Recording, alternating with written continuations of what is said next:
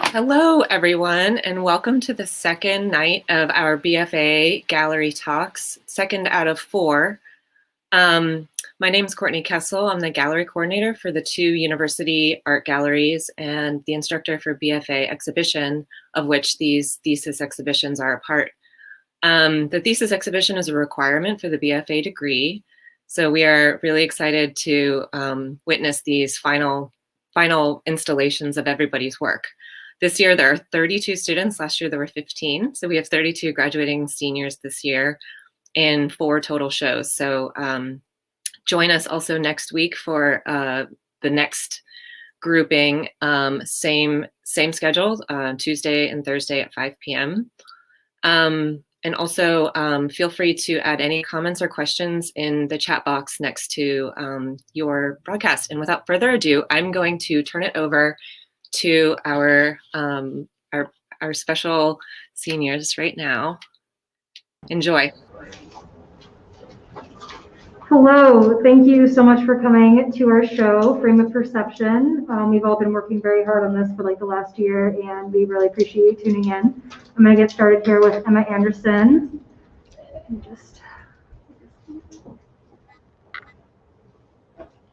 Hi, my name is Emma Anderson, and this is my piece titled Clusterfuck. But so I will go more in depth during my PowerPoint presentation.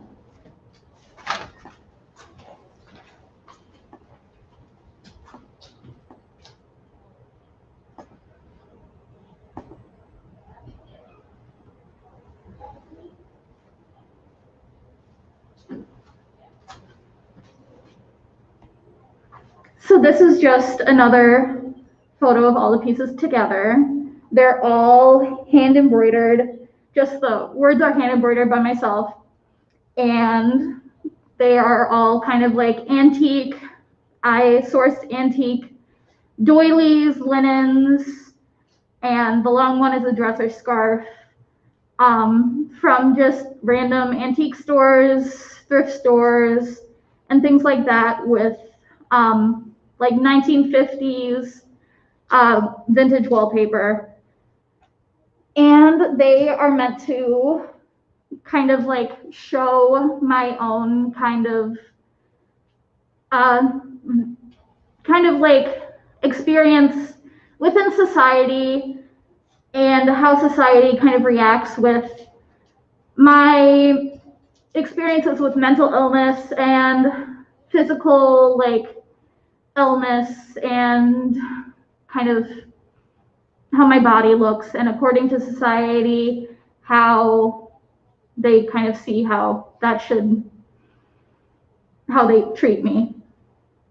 But so yeah, it's been a part of my life for as long as I can remember, and it's, I guess, become a part of me as a being. But for a long time, I was basically undiagnosed and unmedicated until I hit high school, and I hit basically a huge roadblock where I was having panic attacks every day during school, after school, and people didn't know how to deal with it. I didn't know how to deal with it. I almost had to check into like a mental hospital. But I also noticed at that time my body started changing, and I got a ton of symptoms of just different varying disorders, that some of which doctors have diagnosed me with, others doctors haven't, even though I still show every kind of symptom that these disorders require, I guess. And I believe that's because the way my body looks. They think that my body is causing these things to happen. It's kind of like a bias against how my body looks. I'm a fat person, and they think I'm making all this up. Or because I'm fat, they don't want to believe anything I'm saying. I'm lying, I'm sensitive, and they just don't want to deal with me. So we will be going through more of like kind of this and my more experiences with society through these pieces.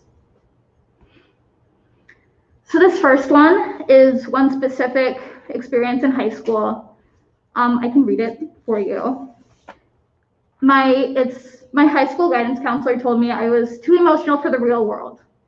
And he actually told me this, I think it was junior year. He told me this as an excuse to put me in home ec instead of graphic design because I was too emotional and I wasn't prepared to go to college or get a job that I would be interested in because I need to learn how to function in the real world. And I couldn't do what I wanted in his mind. I only stayed in that class for a day, and they didn't actually really do anything in that class. They didn't cook, they didn't sew, didn't really teach you any helpful things.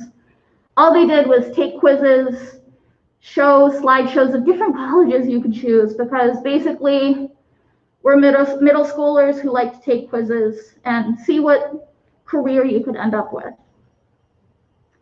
But basically, I ended up there for a day because my mother and I threatened to sue the school, threatened to sue my counselor personally, because that's the only way to get anywhere with these people, apparently.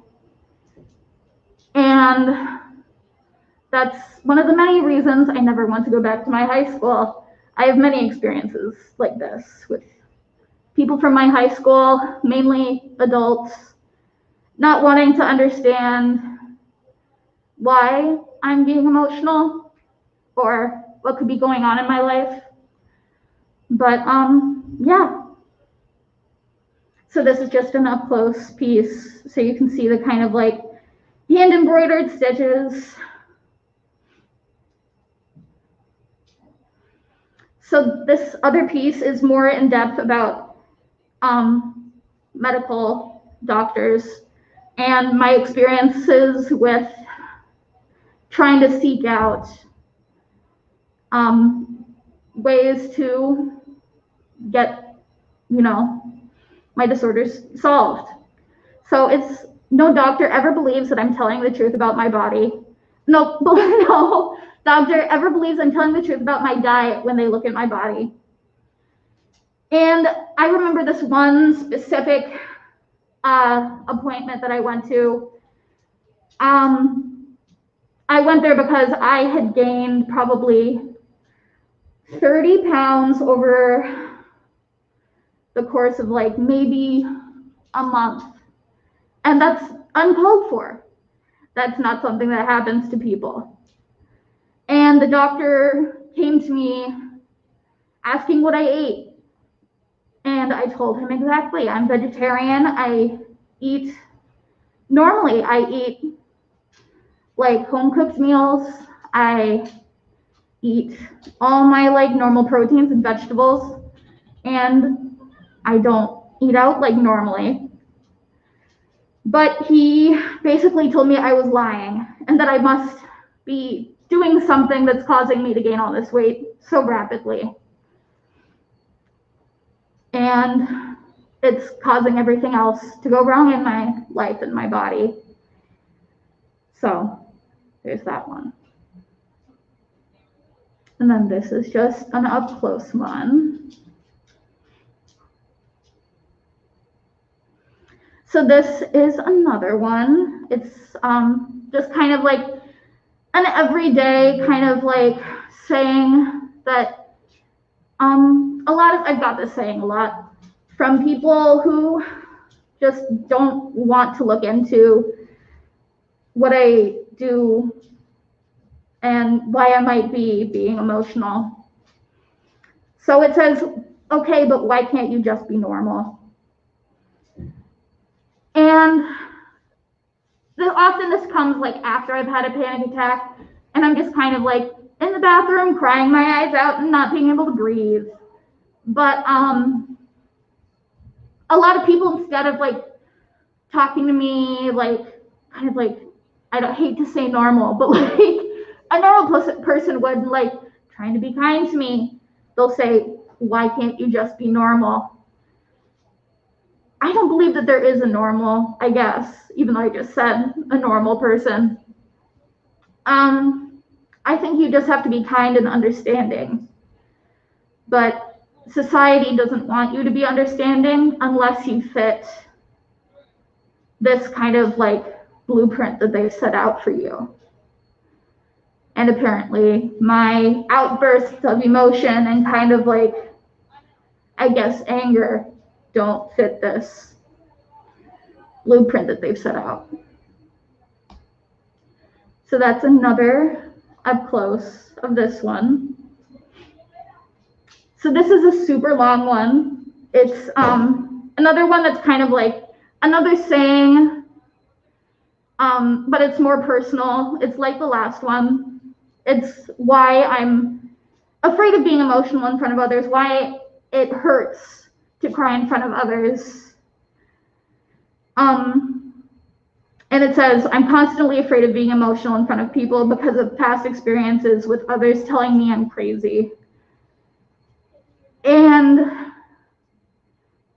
being not normal, being crazy, being out of my mind, that's just apparently something that's now common language for me.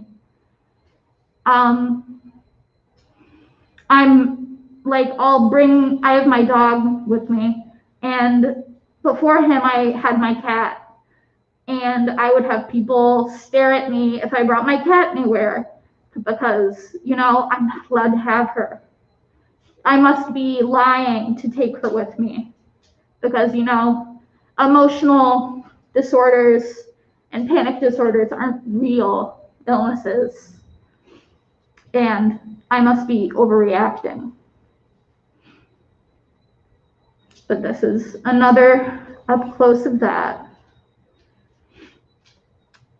And this is another one that I guess you could say it's both about like my mental illness and like physical kind of disabilities intermingled. But it says my pain is always dismissed. So it is basically addressing, mostly what I had in mind was this one instance, again, when I was in high school, a lot of shit happened. I had a softball-sized cyst on my ovary. And I can't imagine how many times I went to the ER without them doing anything. They sent me home, no pain meds, no anything. And then finally, they decided to give me an ultrasound before any pain meds or anything, and found the cyst, and they were shocked because they thought I was lying about all of this. Because, you know, I'm crazy. I've had other things happen like this. I've gone into another ER before, and I've come out without them doing anything, no pain meds, no anything. All they told me was to stop drinking Diet Coke. Because, you know, my pain isn't real. I must be lying. But yeah. But yeah. So this is a close-up of that. But here we go, is like the title piece. Basically, it's more like if I had a word to title my life or like describe it, it would be clusterfuck. It's messy, it's leaves you discombobulated, and you don't know really what to do, and there's nothing you can change about it, kind of. You just kind of have to get used to it. And that's kind of like what's happened. I'm on medication, slowly figuring out what's going on with my body. A lot of things still going on. But yeah, it's getting slightly better, but not exactly. Still a clusterfuck of a lot of things going on. And here's that close up. So that's the end of my presentation. And thank you for listening. And I am going to pass it on to Alex Stone. Sorry.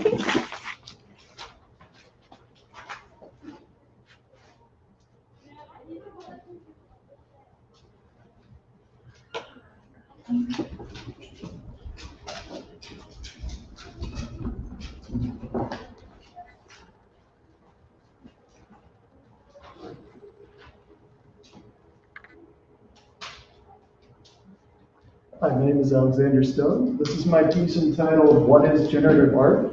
It consists of both programming, using a visual programming language called MaxMSP, projection, there's a video being projected, it's linked to that program, and oil on panel.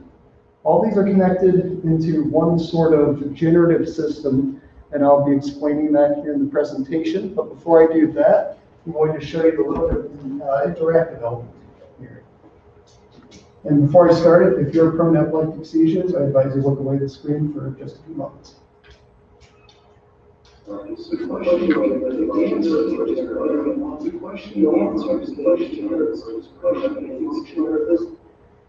So now I'll explain what all that's about.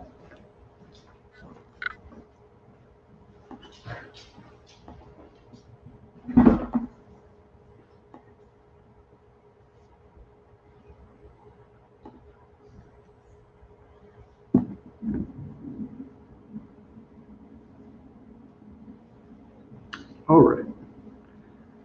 So first I'm going to discuss some influences that led me to create this piece. This first is one called Portrait of Edmond de Bellamy, which was produced by the Paris-based French art collective called Obvious. This sort of legitimized the usage of neural networks in generative art for me. It's literally been trained upon these old masters paintings. And so it's signed actually by the algorithm that generated it here at the bottom. Now, I felt like that legitimized it for me because this kind of sold for quite a bit of money. It was $432,000. And it kind of showed that this sort of art can definitely be seen as legitimate by a wider audience, or at least the audience that's buying things. I still felt, though, that it was only the first step in using a tool that could have a much larger creative implications. So I sort of began to experiment with machine learning. I generated both of these images here to the left. One is based upon flowers and the other is based upon birds. And then the two images on the right are some paintings that I sort of tried out, trying to mimic what was going on there. So essentially I thought about utilizing machine learning to create reference photos. As COVID had kept me inside and away from the world, it was difficult for me to come up with ideas for painting. However, this approach still didn't feel right. I felt as if I had to utilize and work within these networks and generative processes more to fully realize what I was going for. Everything had to be intentional in some way, whether it was decided by myself or decided for me by some force outside of my control. So in the beginning here, I actually asked, what is generative art? And that was asked to a neural network called GP2.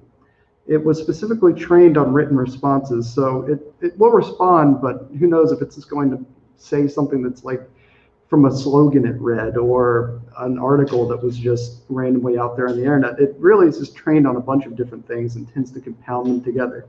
So what it created was this sort of gibberish, but I decided to still roll with it. I mean, I had to, and it had to be more authentic that way.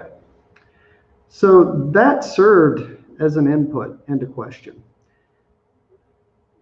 That led to me creating this big program here To the left is the program itself, and to the right is each of the sound modules that it inputs into.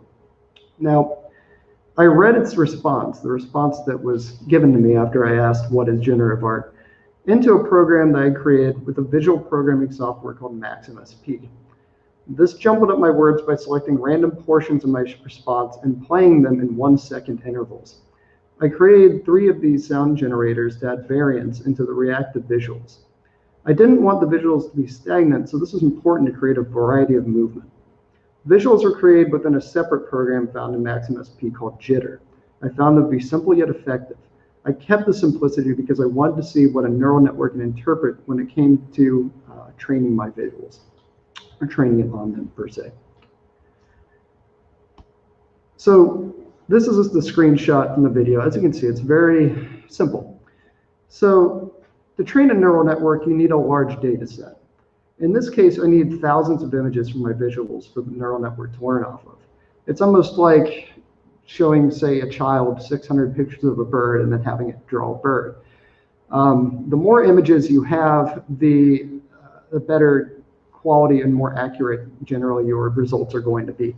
So if I just showed someone a picture of, let's say, a crow, and I showed one image to them for one moment and said, okay, now go ahead and draw one. It's not going to be nearly as accurate as if I show them 10,000 images over a certain amount of time. You know, they're going to get more detail and understandable positions of how to draw it. It's the same thing with a neural network.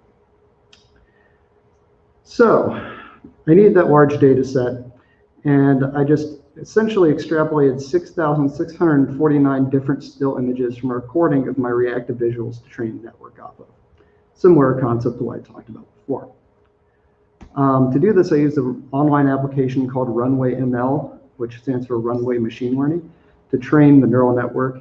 This allowed a very simple and easy training and production process. This is just a screenshot of what that workspace looks like. So once the neural network was trained, I created 12 separate sets of 150 images. I turned those, each parameter was set and determined purely by a random number generator as to keep the process out of my control as possible. Each set of images was then put into an animated GIF, which would then cycle to a different generated image each second. These GIFs were used to create each painting as cycling reference images, essentially reflecting the machine learning process back into itself, but with the caveat of my personal human limitations and error. So I looked at 12 separate things, just like what you're looking at here. These are all outputs from the machine learning network, 150 images per trial. And each one of these was used to create my paintings.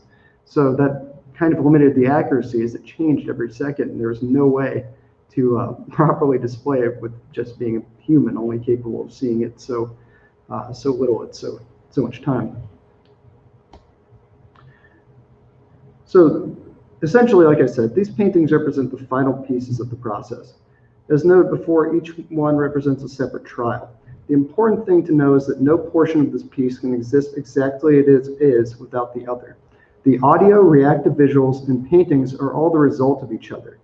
That is why, although made of separate media, each section is to be viewed as the same piece. You cannot have one without the other. And the audio is the paintings are the audio, everything is interconnected with it. And now I'm going to bring it back over to Rachel for her piece.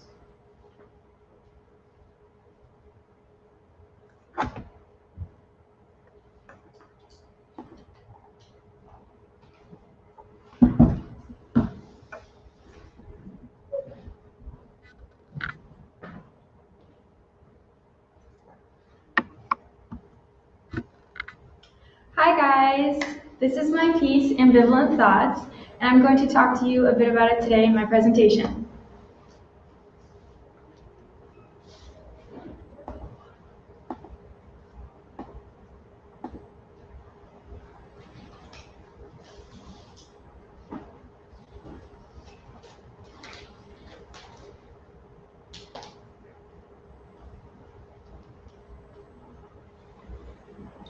This piece was born from my fascination of what thoughts would look like in a tangible form. I first got into researching thought processes after I started meditating. I was curious to see what these thoughts swirling around in my head would look like if I were to make them out of clay.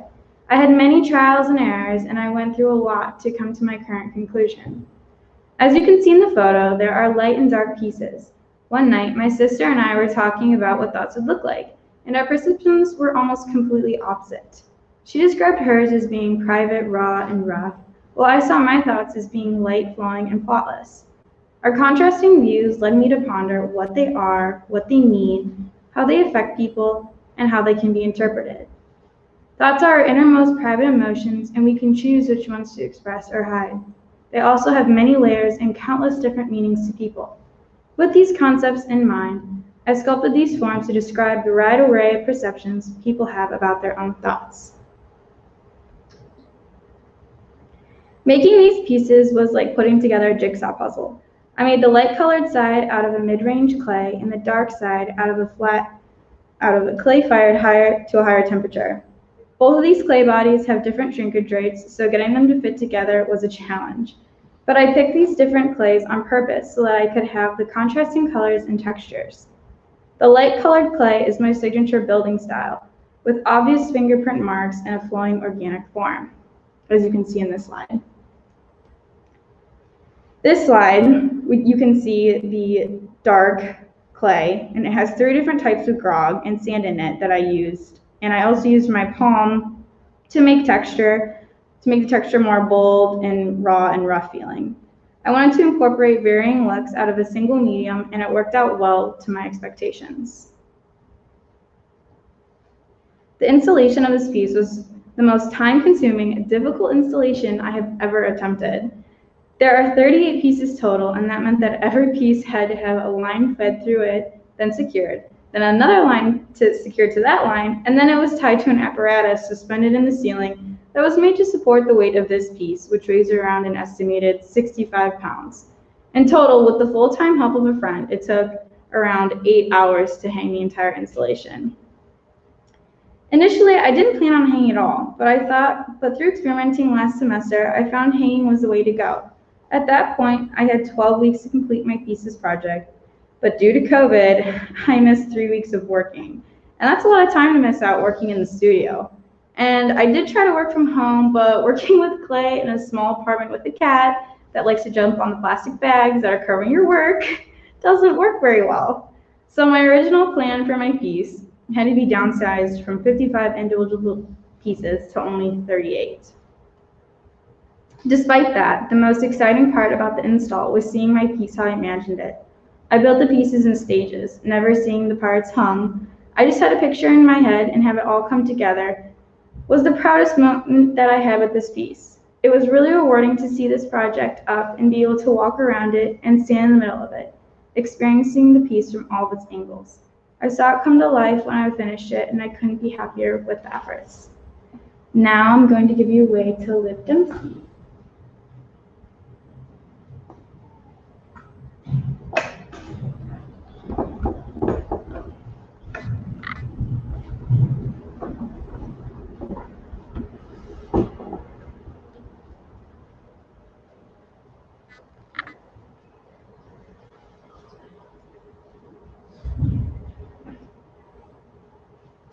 Hi, I'm Liv Dempsey. This is my series, Exhausting the Stigma. They are 3 feet long, or 3 feet long and 4 feet tall, and they are acrylic paintings on canvas. I will go more into depth in my presentation.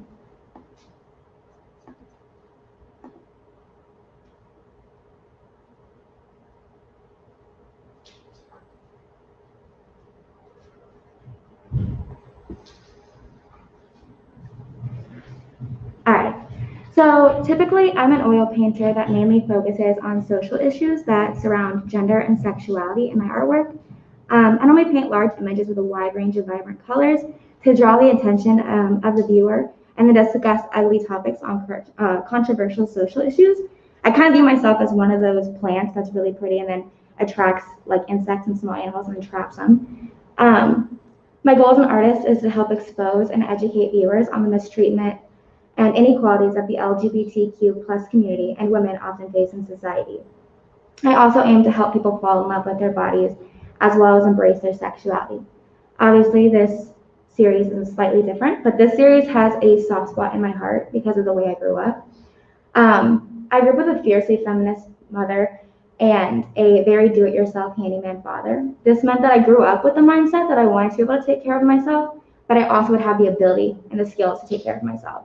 Growing up, my mom taught me life skills that way I would never be vulnerable and never allow people to take advantage of that vulnerability. I was even taught how to change a tire at 13 years old, so I would never have to ask a stranger on the side of the road to help once I learned how to drive. I remember her making me change her tire in the Kohl's parking lot around midnight after she picked me up from a friend's house. And I know you're watching, Mom, so shout out you. After I started to drive, this went into simple things, such as learning how to change my fluids or my oil or small broken objects on my car.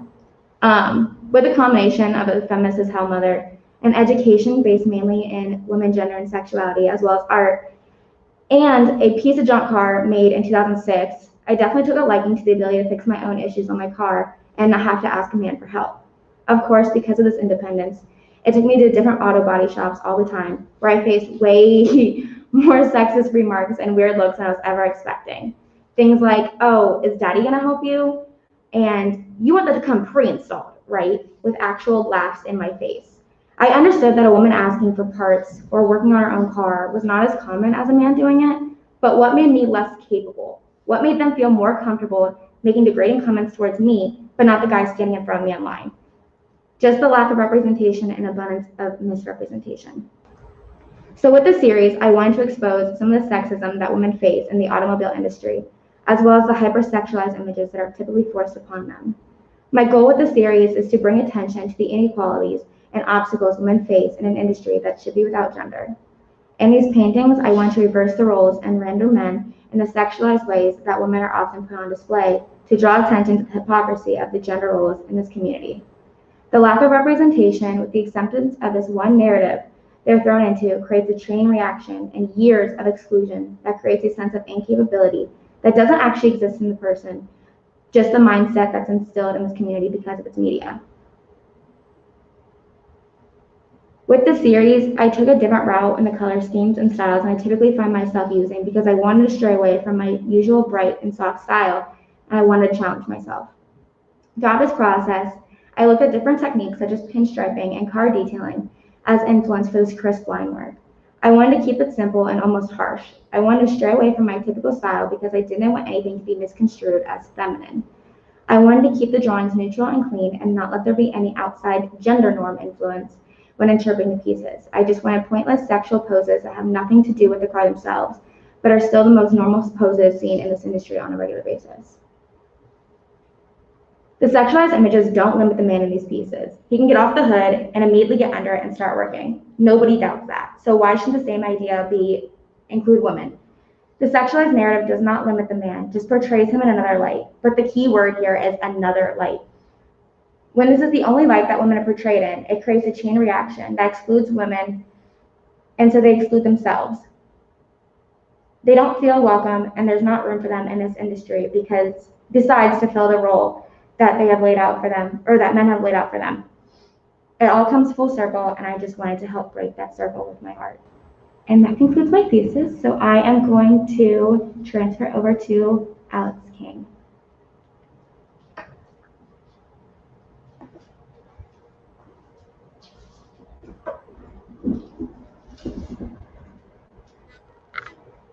Hello, my name is Alex King, and this is my thesis work called Rebirth, which is a discussion of me struggling through mental illness and my recovery. I'll go more in depth with it in my presentation.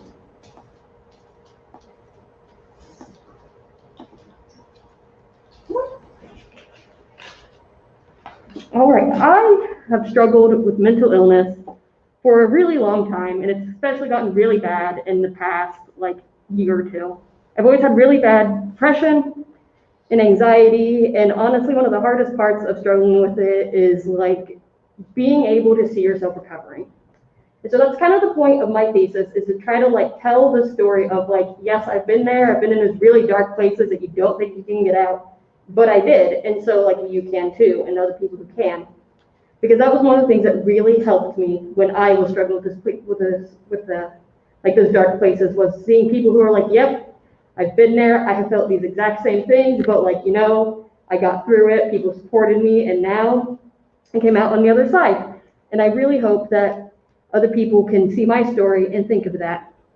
This particular piece I call Growing Pains talks about some trauma that helped like make my anxiety and depression and such worse. I divided out my thesis into 3 parts. It's going to be talking about trauma, people who supported me and helped me through everything, and then my recovery. So in this piece, it's depicting a crow falling out of a nest because I identify with crows, and it just talks about like things that happened in my home life, stuff that changed as I grew up, and how it's like affected me negatively and stayed with me, and I had to learn to outgrow that and get better.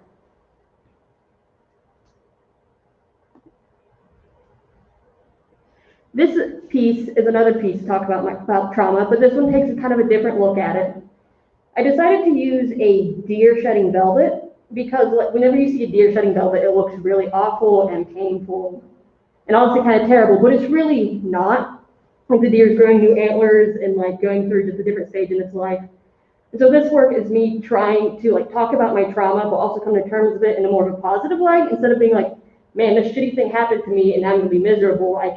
This piece kind of makes me like, okay, yeah, these things happened, and like your mental illness and all this stuff is like really bad, but like they've changed you in like better ways in some aspects. Like here's some positive aspects to it that help you kind of like come to terms to it.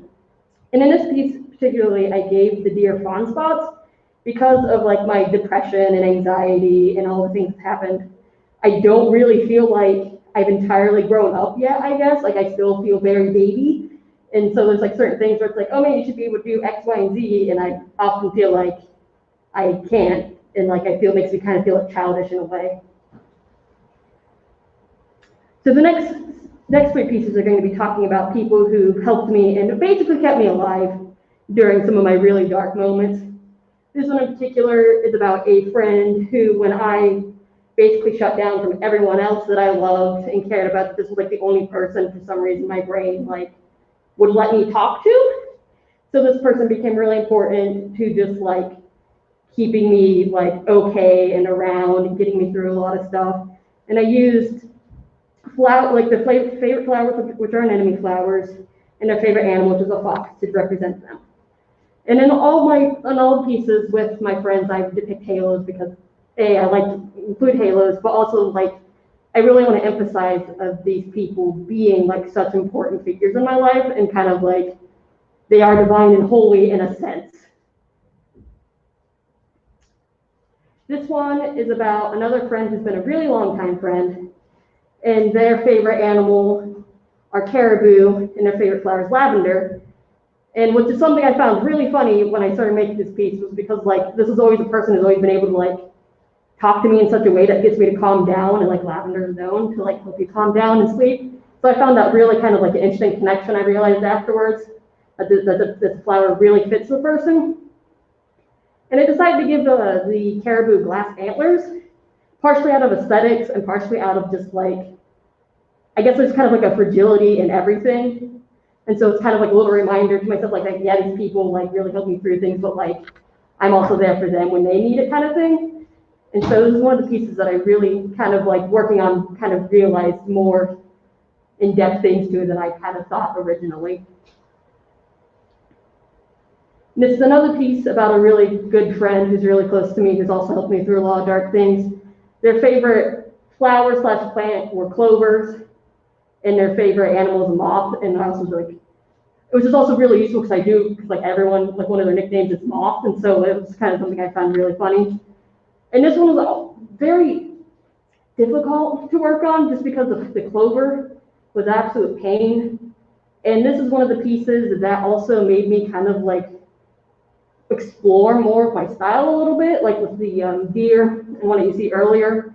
They're going to be like less like painterly rendered. This here less painterly rendered because I kind of got burnt out working on my painterly rendered style, which is what this piece kind of like became a little bit, but it helped. But I kind of enjoyed that because it helped me like get out of the box and look at different things.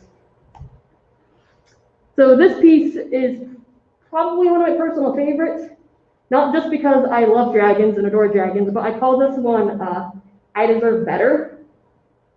And it's kind of like a piece to tell myself that like instead of getting like depressed and sad and mopey about something, which is kind of like my go-to when anything happens, that I should like be angry for myself. Like I deserve better, and I should be able to be like, start to be like angry for myself, so I can like tell myself like, hey, you know what? This should, instead of moping about it, you know, I should get angry and do something more about it, kind of thing. And it's kind of something that I've kind of realized also helps some of my other friends whenever I talk about depression and stuff like that, and they get upset. I'm like, you know what? No. You know, we're going to be angry for a moment because we don't deserve to be treated like this, and we don't deserve to have like these shitty thoughts or anything like that. We deserve to have like, you know, get angry for ourselves, make things better because, you know, we're great people and we don't deserve to be shit on all the time. And then this last piece talks about recovery also.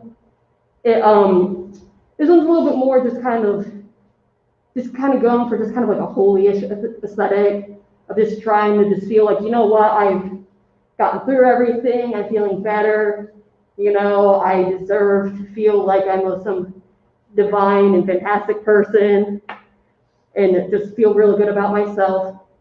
And all of these pieces were originally going to be prints until I realized, like a little bit before, like I think it was like a month or two before the thesis, I was like, wait a minute, I love animation. So why don't I animate them all? And then I got frustrated, but I still did it because no matter how terrible and difficult it is, they're still really fun to animate, and they look a lot better in the end, I think. So that is my presentation. Thank you so much for listening, and now I'm going to hand it off to Persephone.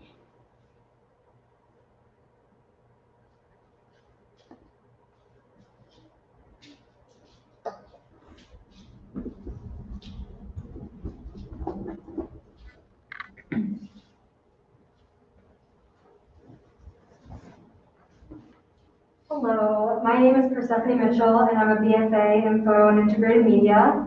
This is my thesis entitled Solace, and I'm going to just talk a little bit about my project through presentation.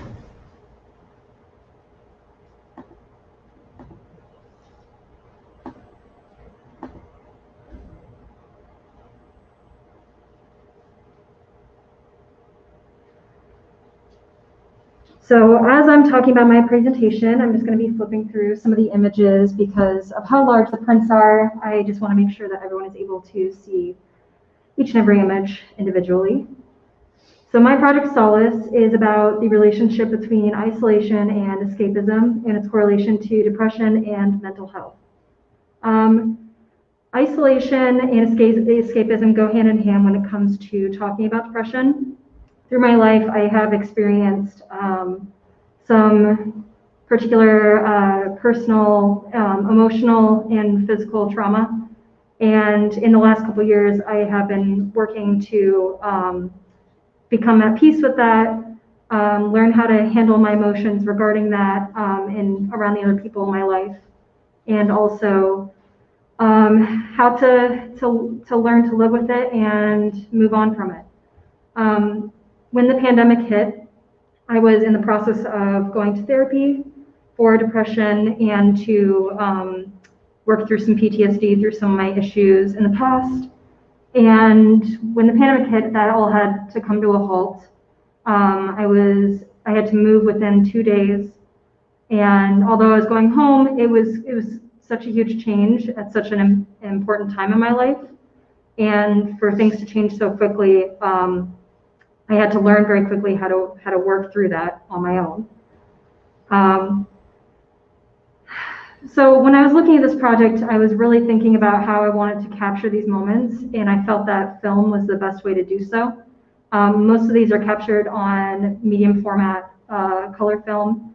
Some are captured on 35 millimeter, and then there are 3 self-portraits that are done on digital, by digital camera, just out of convenience because it's very hard to take self-portraits on film cameras at the moment. But I don't know, I felt film was a good way to slow down and force myself to really see these moments for what they were and capture. I mean, film, when you think about it, it limits how many images you can take. So the limiting forced me to really choose these moments that were important to me and choose the perfect moment to snap that shot where I was really feeling something either around myself or around the people that I care about and was with at the time. A lot of the people that I included,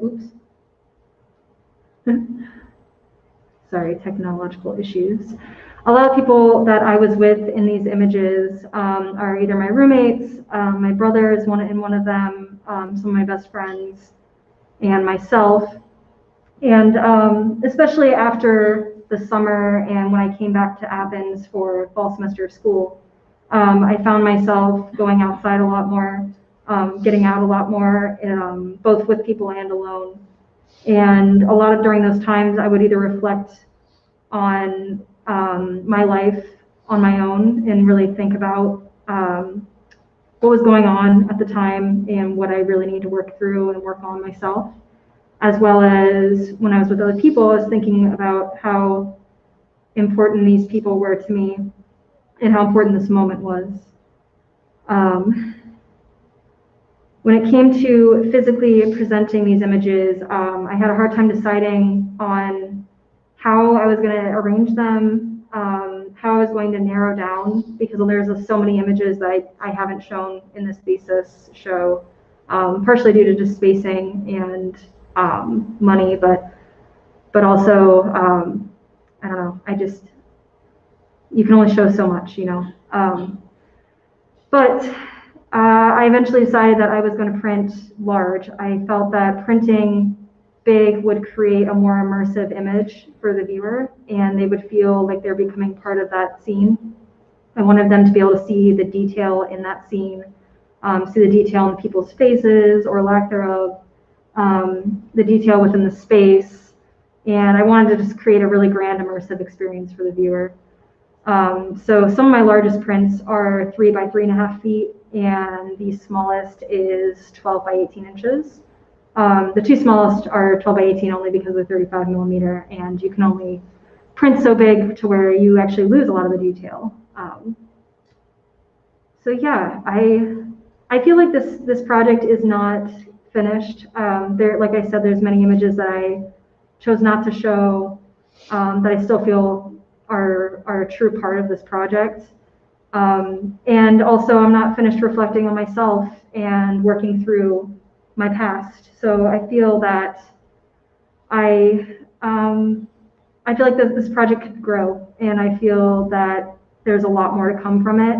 And I'm not sure when it'll be over, but I'm going to continue to work. And when I decide that I feel like I have enough, and when I decide that I feel like I've worked through enough personally, is I think when this will feel finally complete. But so far, I'm very happy with what I'm showing. I'm hoping that everyone else enjoys, and thank you so much for listening. I'm now going to be passing this off to Kristin Tomoff.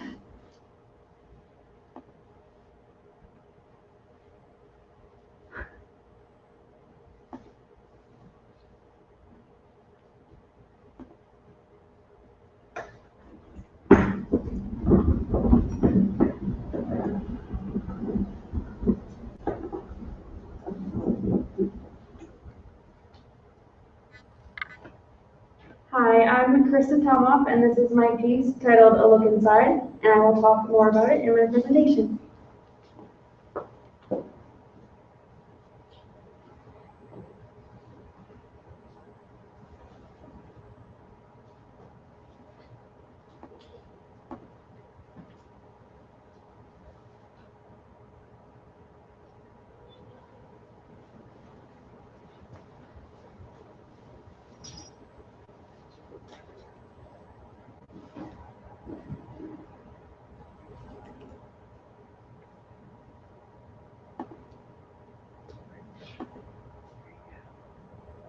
So over the past few months now, I've noticed myself becoming more observant of the everyday, more observant of my surroundings, more observant of what I do, and especially more observant of other people. Sometimes I would take walks when it would start to get dark outside, not to the point where it was pitch black, but to the point where people were just getting done with winding down for the night. Walking down the street that I live on and through parking lots of apartment buildings, you begin to notice a lot of things. I started noticing in particular the windows of people's houses and rooms. They would leave their curtains wide open, sometimes not have any curtains at all, so you could just see straight through. That's where this piece comes from. It's inspired by those late night walks and my curious mind for the people who leave their world wide open for everyone to see, and a fond liking for making up imaginary stories about strangers. I remember I first got my liking to make up these stories for strangers from sitting on benches at Disney World or Cedar Point. Going forward in my life, when my friends and I would go out to eat and we would decide to sit outside on College Green, we would be able to watch and be by everyone who walks through the green. And I remember thinking that there are tons of people in this world that I see every single day, and I have no idea what their lives are about. And just within the last year, since COVID happened and everyone ended up being shut inside, one of the only things you really could do for a while was go outside by yourself and wander. So that's what I did. Whenever I would walk past the buildings, I could see the shadows of strangers that looked like they would be stealing a nightly kiss, sharing a dance, or studying hard for their exam the next morning. Some I made up to be having a game night with their friends, or simply just be getting ready for bed or to go out for the night uptown. All of these strangers will usually have colored lights illuminating up their rooms. I decided to paint strictly these silhouettes on glass panels of the views that I saw because it adds more of that mystery and makes it more open to the imagination of creating these various stories of strangers that you just pass by.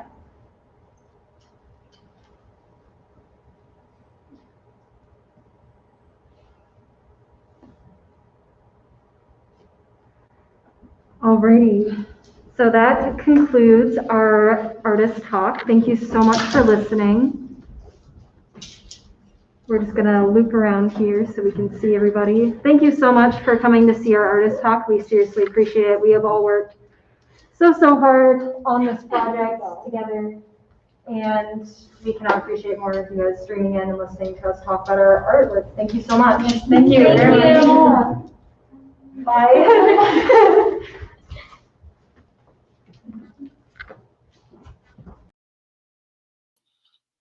Thank you all so much for coming, and join us again next week on Tuesday at 5 and again Thursday at 5 for our last two BFA thesis gallery talks. This show is up Saturday will be the last day to see it, and the other show, Alphabet Soup in Ohio University Art Galleries, from 12 to 4 p.m. Thank you and have a good night.